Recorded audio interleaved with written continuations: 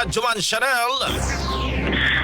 Mga kasama, nagpapatuloy ang press conference dito sa Malacanang matapos magpatawag ng meeting ni Pangulong Ferdinand Marcos Jr. kaugnay nga sa nangyaring tensyon sa Senado kagabi. Sa press conference, humarap sa media si Palace Press Officer Undersecretary Claire Castro, si NBI Director Attorney Melvin Matibag at PNP Chief Jose Melencio Nartates. Dito nga sa nagpapatuloy na press con, iginiit ni Palace Press Officer Claire Castro na walang assault na ginawa ang NBI sa Senado kagabi at ang una umanong nagpaputok ng warning shot sa Senado ay si Senate Sergeant at Arms Mau Aplaska. Dahilan para gumanti rin ng warning shot ang isang ahente ng National Bureau of Investigation. Wala rin anyang operasyon ng NBI at Philippine National Police para arestuhin si Senator Ronald Bato de la Rosa noong araw na iyon. Pero pinaliwanag ni Castro na kaya may NBI doon sa building na iyon dahil humiling ang Government Service Insurance System o GSIS na magbigay ng seguridad sa gusali. Kaya merong ahente ng